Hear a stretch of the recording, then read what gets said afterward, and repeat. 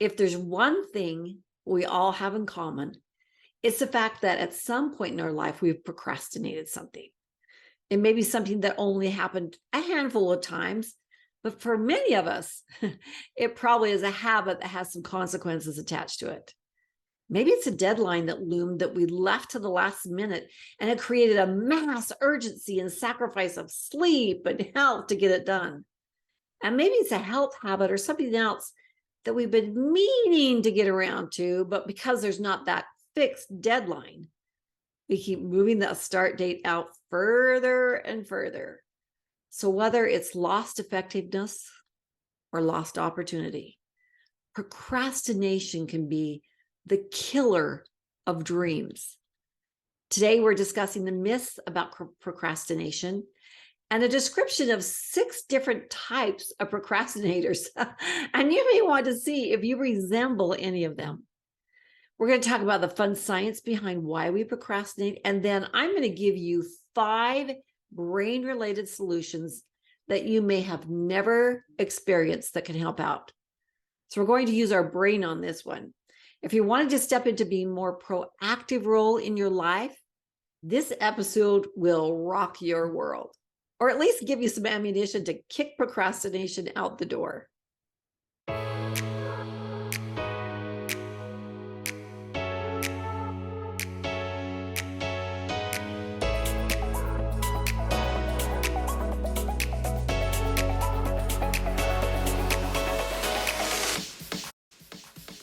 Hello, hello, hello. You are listening to the No Brainers Empowering Possibilities Show.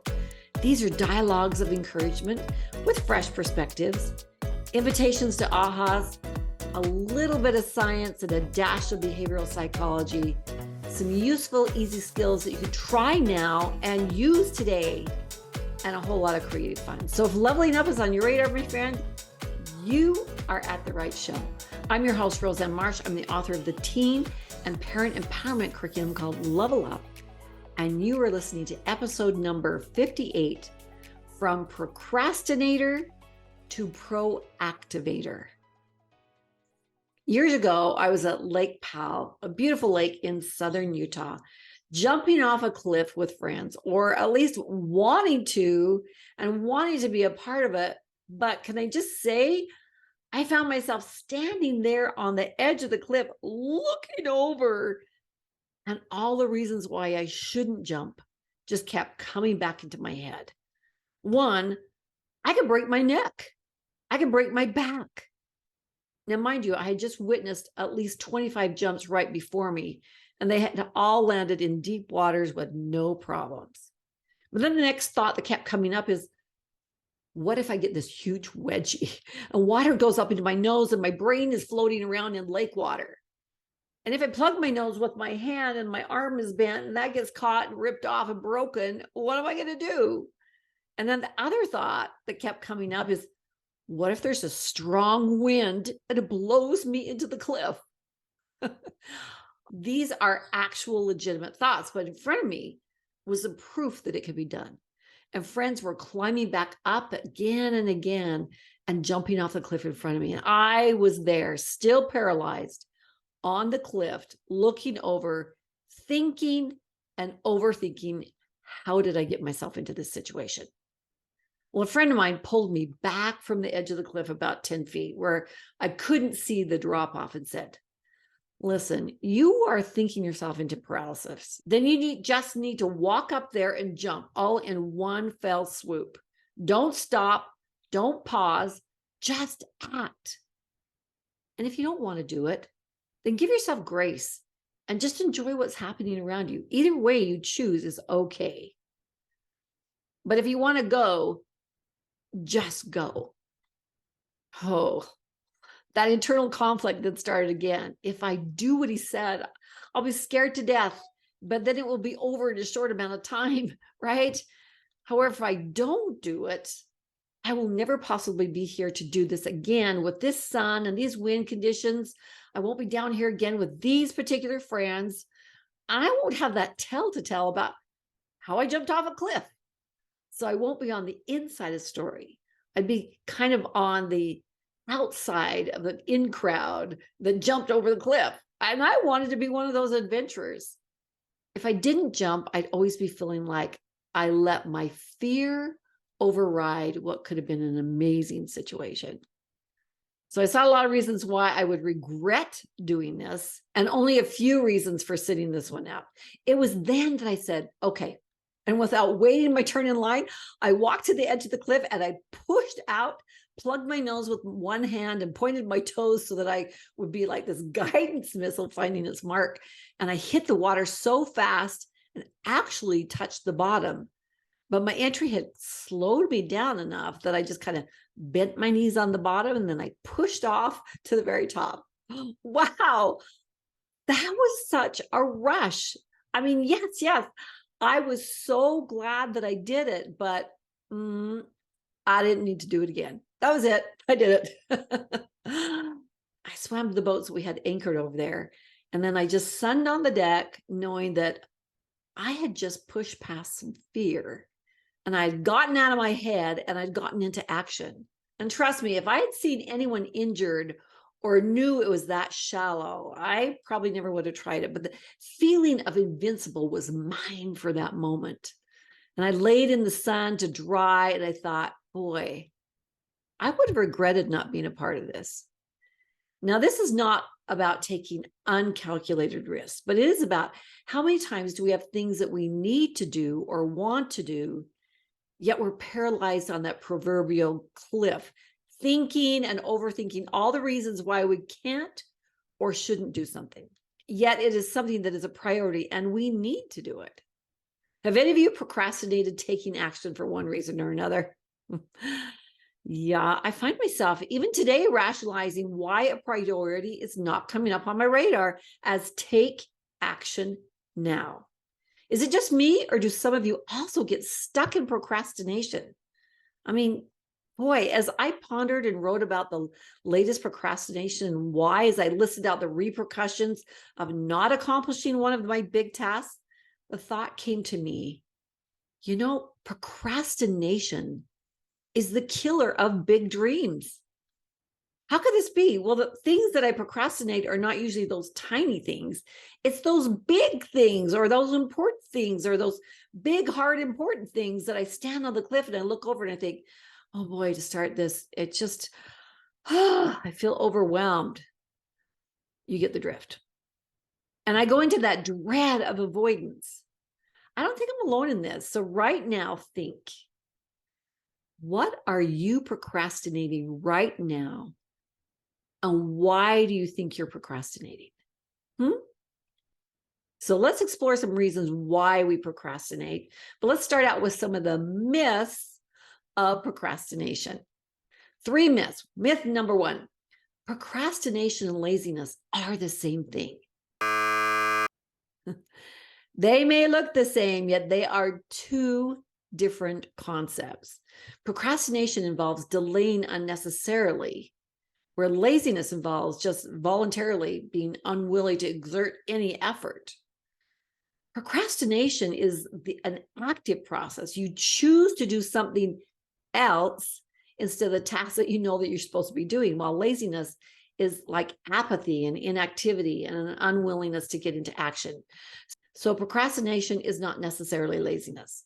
Myth number 2, being productive means we are not procrastinating. We can confuse productivity with accomplishment. We can be in the action of doing, but may not be doing the right things. Have you ever known that you needed to clean out the garage to get the car out, but decide to clean your bathroom drawers instead? Okay, both are necessary, but truly, I would rather do laundry than sit down and get my taxes done. I'm busy, I'm doing laundry, but that tax date is looming. So being productive or busy does not mean that we are not procrastinating. So myth number 3, procrastination is a condition that cannot be helped. There are conditions of like anxiety and depression and ADHD that could interfere, but procrastination is a self-discipline habit. We develop it over time, and it's a learned behavior of self-mastery. But here's the really great news. and that there are helps and things we can do to help us move from that position of procrastinator to that of proactivator. And you're going to learn about those today. So the procrastination cycle is real. But the truth is that we procrastinate because we're avoiding the feelings that the thing or the project is bringing up. It could look like we are just disorganized with time, and it could be a little of that, or that we lack motivation, and it could be a little of that. But these are symptoms of procrastination. But usually we procrastinate something because of the emotions that are wrapped around accomplishing it. And if we can busy ourselves doing something else, we can rationalize that we're still being productive, and we get that immediate relief from not having to face that thing we need to do, and we avoid the feelings attached to it. And when we avoid the root, the emotion of what we are avoiding, do you know we get a dopamine hit? And we get motivated and excited about it for a minute, but it's not long term, because then we still have to face that there's that thing that we have not accomplished. But when we get that dopamine hit of, okay, I'm not doing that, but I'm going to do this. And when we get that time and time again, it becomes that habit that our brain starts to seek after that. So we're teaching our brain to procrastinate because we want that dopamine. But when we fail to do something, we are faced with guilt and shame. That kind of outdoes the dopamine that we got, because we let others down and we let ourselves down. And that produces this vicious cycle. So what kinds of feelings could we attach to the things that we're procrastinating? Well, there's many, and here's just a few. It could be fear of failure. It could be feeling overwhelmed. It could be feelings of inadequacy or low frustration intolerance. It could be anger that we have to do something, or an inability to see how to break it down into smaller pieces. We could be feeling stupid, fear of comparison, low tolerance to discomfort, so we just give up, having trouble concentrating. It could be a dislike for that task that we have to do. It could be feeling bored, or that task is really beneath us. Or we could just be rebellious by nature. So think about something that you have been procrastinating. Can you maybe think of the emotion that you've wrapped around that? Now let's talk about the science of procrastination. Why do we learn or succumb to procrastination? Well, truth be known, there's a war going on in our brain. Yeah, it is. And it's between the prefrontal cortex and the limbic brain. The prefrontal cortex, of course, is where we do all our analytical, and that's where we do our thinking and conceptualizing. And the limbic brain, it's that mammalian brain where it just wants to keep us safe, just wants to keep us comfortable. And if things get really tough, it just wants us to numb out so that we don't have to worry about it. But that prefrontal cortex keeps coming back to, but wait, I have this thing that I have to get done. If I don't do it, I'll lose my job, or the committee won't think I'm credible. I won't be prepared. So this fight is happening between the two parts of the brain. And the limbic brain is wanting us to avoid the pain and displeasure. And the prefrontal cortex, the thinking part, is saying, hey, I really need to get this done. And the limbic part of the brain is saying, I don't really want to do this right now. I can't, I'm really not in the mood. I'm feeling overwhelmed. Let's do it a little bit later. Let's go clean your room first. And oh, hey, did you see that TikTok? Or did you look at yeah, let's do reels for 3 hours. So a tug of war happens when the limbic wins. It wants us to numb and avoid. And the prefrontal cortex starts analyzing and going, what are we doing? And then shame and guilt sets in. And then we berate ourselves. And then the prefrontal says, oh boy, we need to do this. The deadline is coming up. Now kicks in the limbic system. No, this is going to be too hard. Not in the mood. Let's wait till we're in the mood. Or I'm afraid I'm going to fail. Or I have no idea how to do this. Or this is bigger than us. And then we get to a place of last minute when now that deadline is looming and we have to hurry and do it. We're doing subpar work, all the anxiety, the stress, without the sleep. And a lot of times, if other people are involved, we're putting them out also. Or we decide not to do it, and then we go into the guilt of failure once again. And then what is that teaching the subconscious about us? Do you see how crazy this is? We have two parts of our brains that fight us on this. But never fear, there are some things that we can do to get the two parts of our brain collaborating together. But how would you describe procrastination? I came up with 6 descriptions of procrastinators. And so you see if any of these even describe you. You know, they say the biggest procrastinators are those in college. At about 50% admit that they procrastinate. Honestly, I think maybe they're the most truthful on the surveys, right? Because we all procrastinate at some level. So see if you relate to any of these procrastinator descriptions. The first one is the distracted person. These persons are easily distracted and they get bogged down in the smaller, little easier tasks or lost in social media. We make up excuses by going to our emails instead of hitting the priorities. We think we're cleaning up the crumbs before we go to the meat, so to speak, but technology has been blamed for that easy rabbit hole that we can fall into. And for sure, and it's an amazing way for us to numb ourselves from feeling the emotions behind why we are avoiding what needs to be done. So do you find that you're a distracted person? Second, are you a blame-throwing person? It's easy to throw blame somewhere else. Well, if only I had help at home, if I hadn't been given such a big committee job, my spouse was more help, or my coworkers are more creative, and on we make up some reason why that problem lies beyond ourselves. But we only have control over ourselves, right? And what we selectively focus on. So whatever the situation we're in, there are going to be things that are going to help us and things that are going to get in our way. And we just have to look for a way to be able to manage both sides. But placing blame elsewhere, that's an escape from our own responsibility. So what are some possible emotions that are tied up in being a blame thrower? The third one is the perfectionist person. If I can't do it perfect, then I just won't do it.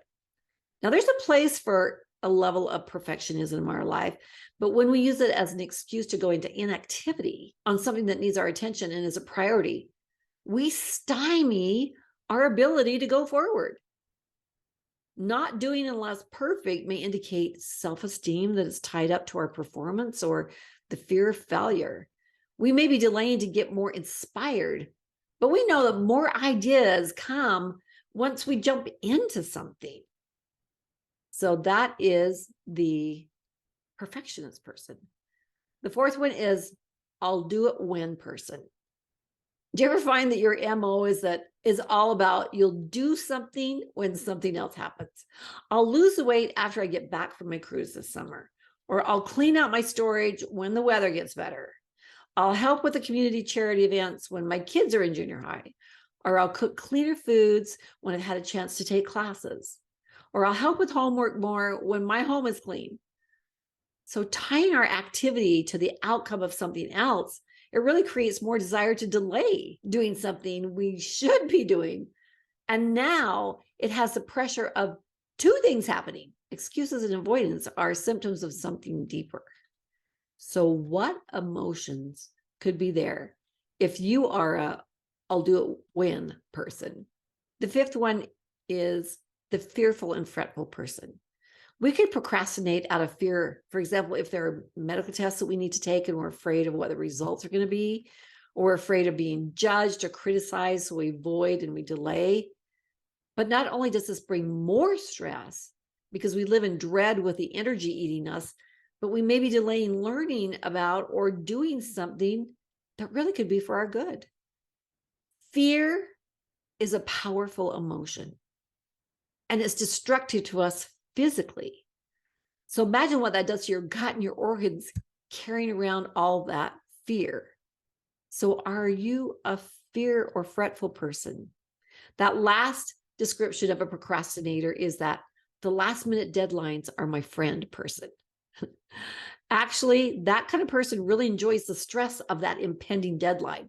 And they kind of wait because like the stress of doing something in that last hour activates how sharp and focused that makes them be. And they tap into the stress. And are you ready for this? The epinephrine. They leverage stress in order to create a state that they can't get otherwise. I mean, I know our body wants endorphins, but they want that epinephrine does kind of the same high. I have to say, I have a tendency to fit into that category, but I'm using some strategies to move to a more proactive posturing and what I need to be. So do you find yourself to be I really like to be a last minute deadline person? So the 6 descriptors of procrastinators that I gave you are not a comprehensive list by any stretch of the imagination, but maybe you see yourself or can relate to one or more of these descriptors. But the bottom line is, there are important things that we should do, or deadlines that need to be met, or dreams that we have that we're delaying for one reason or another. And the procrastination is the symptom of the emotion that we are avoiding. Interesting, right? And then by not doing it, we compound that root emotion with now guilt and shame. So no matter what it is, if it's important and we're delaying it, we're delaying the satisfaction, the results, the improvement, the achievement that really can be ours. And as I have contemplated procrastination in my life, I would truly call it the habit that kills dreams. But my friend, there's some good news here. We can go from procrastinator to proactivator. And really how we do that, how we make changes, how we get into action, how we move the dial, how we get the thing or the project back on our radar, how we move forward, and how we make lasting changes that will affect our life forever. It's by understanding how the brain works. I'm going to make this short and simple. We know 2 things. The brain loves dopamine, and the brain avoids pain and discomfort. So we can use that to our advantage. The limbic brain is going to relax if we can find a way to make it chill out. And then if we can bring it some dopamine. So I got some ideas for us. So let's work on the limbic brain first. The limbic brain wants us to avoid.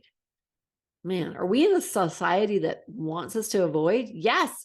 If we can avoid our emotions, we don't even have to feel. But by not feeling, we delay pain and discomfort. Yes. But we compound everything. It's like that time bomb that's just ready to go off. Have you ever held something in so long that when it comes tumbling out, you can't hold it back? Why are we so afraid of the depth and the breadth of emotion? We can't feel happiness without feeling sadness. We can't feel anger without knowing what calm feels like. It's those polarities that create the depth of life for us. And numb, it's avoiding and it's being stuck in the middle. So as daunting as feeling your feelings may sound, it's actually that golden ticket to almost everything that ails us. We need to get curious about our feelings. Instead, we get scared and we create these monstrous stories about what's going to happen if we allow ourselves to feel. And yes, there are some PTSD events that we need to cope through for our sake. But when we're talking about procrastination, we have to get to the root, or we're going to be growing weeds forever. So I'm going to give some brain-related solutions that you may have never experienced before. There's 5 tips. 1, we're going to find that emotion that's tied to the thing you're procrastinating. Yeah, we're going there. Number 2, we're going to talk about some ways to add dopamine to your life. Number 3, we're going to plan some time and figure out the things that we need so that we can be successful at starting that thing that we procrastinated. Number 4, we're going to use our imagination to create a blueprint so that we can have success for this change. And number 5, we're going to trick the subconscious.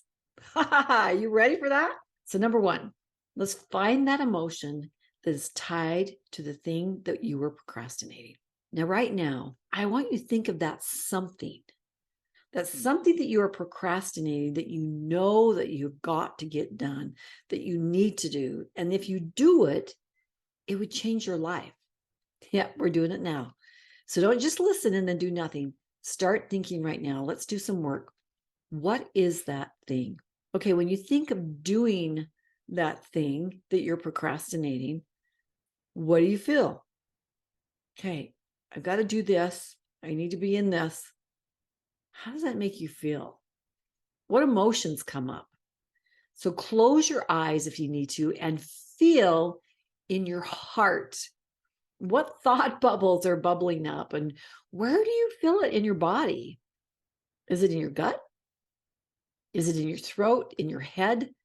Did you know that the body gives us indications of what emotions it's got packed inside? So have you got that emotion? Where did that come from? What I'm asking you, that feeling that you have, when was another time in your life that you felt that emotion?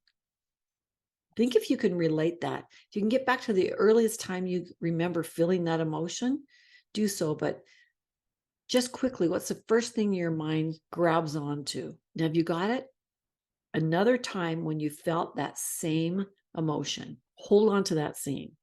Now, if you were able to see something in your mind's eye, you are accessing memories in the subconscious or the neural network. And that's a recording you get from all these life experiences that you have. So let's pause here for a moment. What you are recalling is science-based.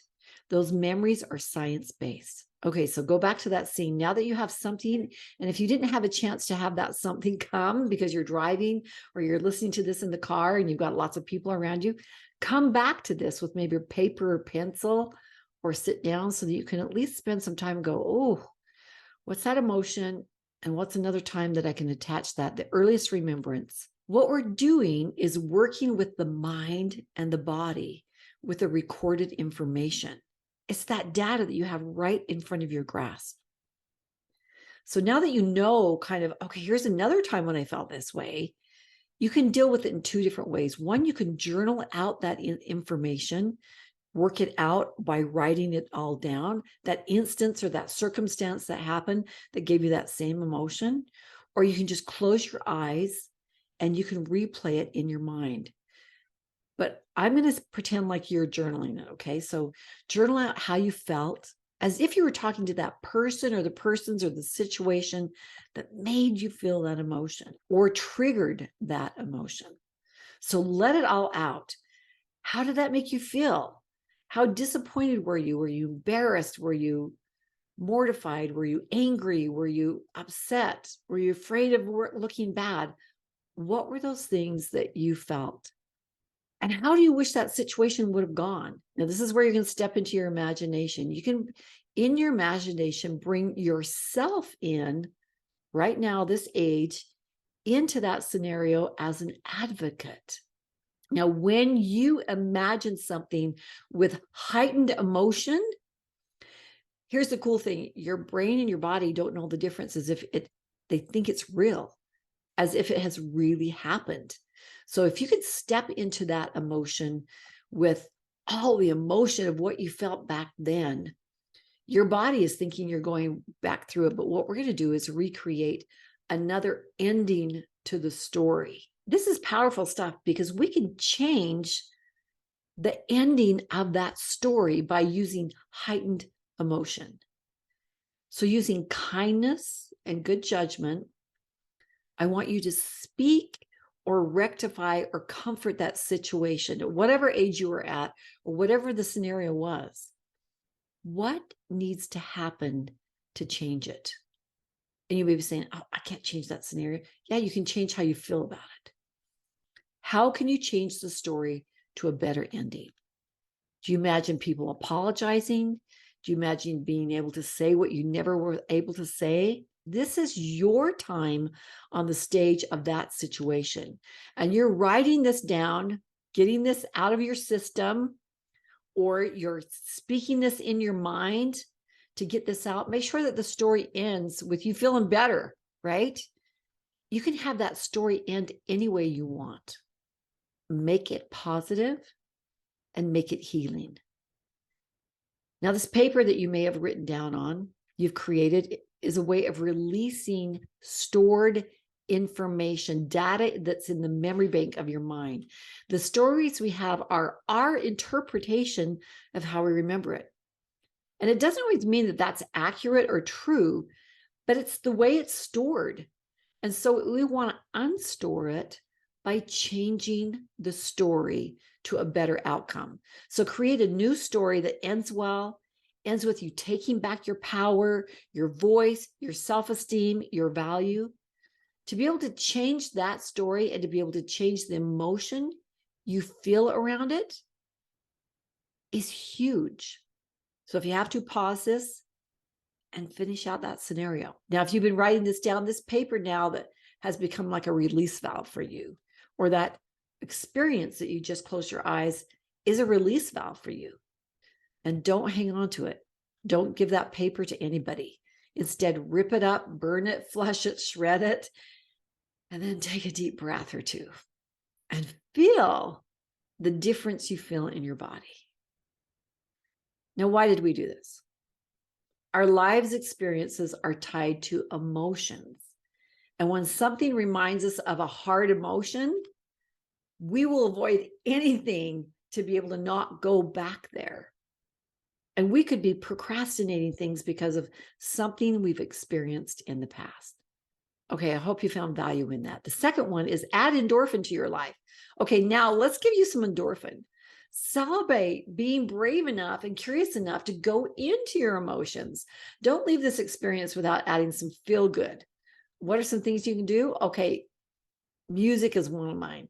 Turn on some music that just makes you so excited. Celebrate, clap, dance around, sing. Do you play an instrument? Pick it up and play it. What's your go-to song? How does it make you feel? Go out and exercise. Go for a walk. Use some caffeine, some supplementation. Breath work is really powerful. But do something that brings that dopamine, that feel good.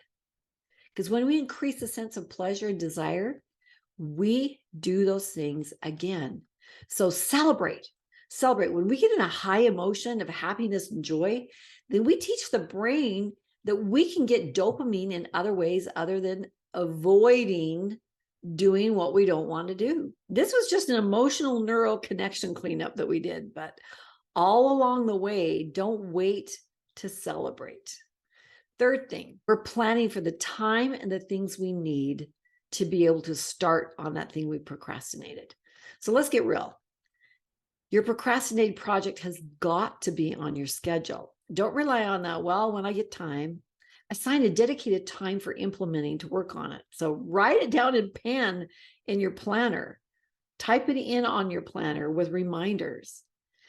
But prepare in advance to start. If, for example, you're starting to work out, put your clothes and your shoes right in your path in the morning. When you get up, you stumble over them on the way to the bathroom. Decide where you're exercising, who you're with, who can you invite, what time am I going? Even imagine the fun protein shake you're going to make as soon as you get back home. If it's a report you need to write, what resources do you need? Clean and clear your desk the day before so you can start all fresh. How can I eliminate distractions? Maybe I tell myself I'm going to turn off the phone for a certain amount of time. Do you get what I mean? We have to pre-plan and set ourselves up to succeed. So if it's a huge goal, break it down into those smaller goals and then make sure to celebrate each step. Remember, we need that dopamine hit for action, not avoidance. So pre-plan your reward for each step along the way. As I'm telling you guys these things, trust me, I'm trying these things for me too, because there are some things I've been procrastinating. But here's the fourth one. I love this one. Use your imagination to create a blueprint for your success for change. So you're now going to tap into that mind again, and you're going to use imagination to envision what it would look like while you're achieving this thing that you've been procrastinating. What will it look like and feel like to finish? What does that look like? What's the celebratory dance look like when that's done? What's the ripple effect that it's going to have on your life when it's done? Envision you achieving or doing what you procrastinated. Tonight before you go to bed, write down what's involved in achieving that.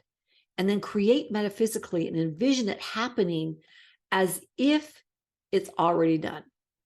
Maybe envision you in the middle of it. What does that look like? And then when you're done, how will you feel when it's done? Get into that heightened sense of emotion. I can't stress enough, the feeling is the most important. We already have procrastination feelings of sorts. So we've got to replace those with what it'll feel like before we've even done it. So really get into that emotion of satisfaction and excitement and relief and victory and that weight off our shoulders and all sorts of amazing things.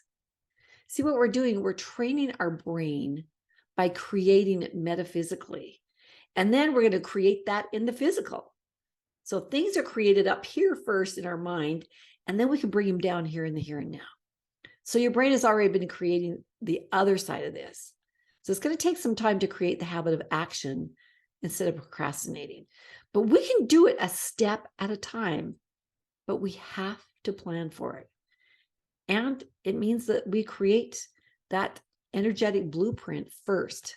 We have a choice. We can stand at the edge of the cliff and look over and think of all the reasons why we shouldn't do it, or we in our mind can already rejoice in what that looks like us doing it and how we feel and celebrate it.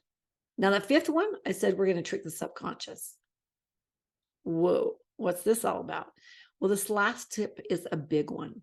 So list on a piece of paper all the negative things that will happen if you don't do it. This is maybe going to seem counterintuitive, but remember the subconscious, although a creature of familiarity, it's going to work harder to keep us from the negative, from the difficult things, than from change. So research has shown that when deciding why we are procrastinating, we should list out all the repercussions that are going to happen if we don't do it. So our brain will do more to avoid the pain than it is motivated to do something new. And if we list the cons, we can get our brain working for us instead of against us. If the consequences of not doing it outweigh the pain of doing it, the brain's going to work with us. We can trick the brain. Isn't that a cool little trick? Oh, my friends, these tips will step you into Proactivator instead of Procrastinator. We will need to give ourselves grace for failure, but not permission to fail. We just have to keep trying. This is the get back on the horse kind of thing. And procrastination, it's an ingrained behavior. Behaviors can change when we address the core emotions for avoidance and set ourselves up to create new behaviors. And it takes effort to change, right? But hey, we have dreams out there waiting. We have deadlines and duties. We have habits to change. But remember the feelings you will have when you step into success of becoming a proactivator over your priorities. So my invitation to you is this. Find that emotion that's tied to the thing that you're procrastinating. Number 2, add dopamine into your life and celebrate action. Number 3, plan for time and the things you need to set you up to be prepared to start into action. Number 4, use your imagination to create that blueprint for the things, what they look like and what it looks like to succeed, and do it with a ton of emotion. Number 5, trick that subconscious by listing all the negative things that will happen if you don't follow through. My friends, we're creators, and we decide what we will create in our lives. And sometimes when we give the brain what it needs in a way that it can understand, amazing things happen. That's what empowerment looks like. My gratitude to you today for joining. Let's meet here again next week. Thanks for joining in. Tally ho.